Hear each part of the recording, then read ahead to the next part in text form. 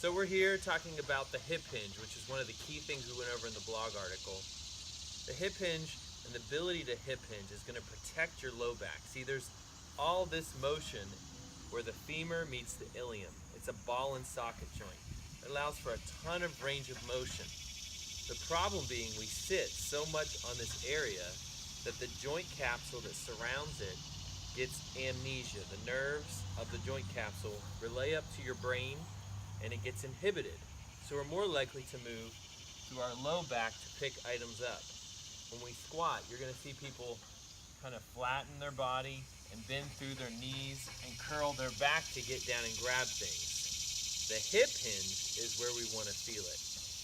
So, the way to feel a hip hinge, tip number one, is place your fingers on your hip pointers and go 2 finger lengths below that.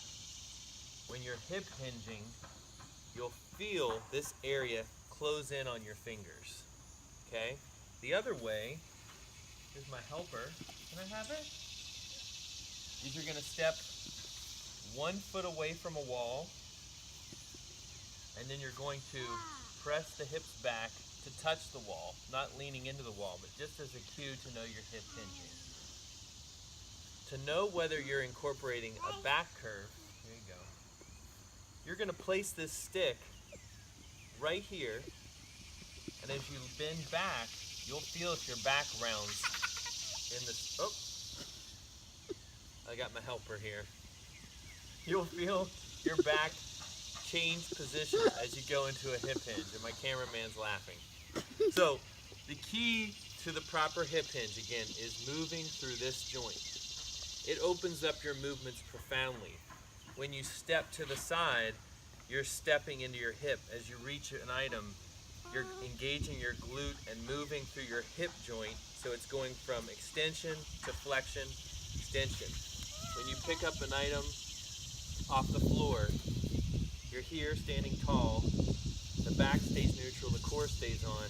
You bend back here to this large joint. That's going to engage the gluteal muscles instead of the low back muscles.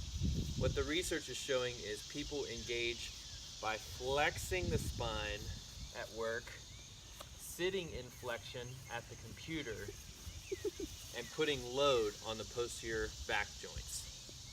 So, hip hinging, I tell people, is like pooping in the woods. You got to get your butt back. You can't laugh, cameraman. So you got to get the butt back so you don't poop on your shoes. The other thing you can imagine is you're holding 2 bags and you're closing your car door for groceries. The hip hinge is the beginning of the deadlift, the kettlebell swing, and even, if you're lying on the ground, the bridge. So the hip hinge is basically one of the foundational movements for all of human movement and one of the least understood. One of the greatest things you can do is go check out foundation training, because it's founded on the hip hinge and the ability for us to use our posterior chain again. The work of Professor McGill and Dr. Yonda are also great options for exploring more into the hip hinge. Hope you'll check those out and ask any questions in the comments below. Remember, all movement is supposed to be playful.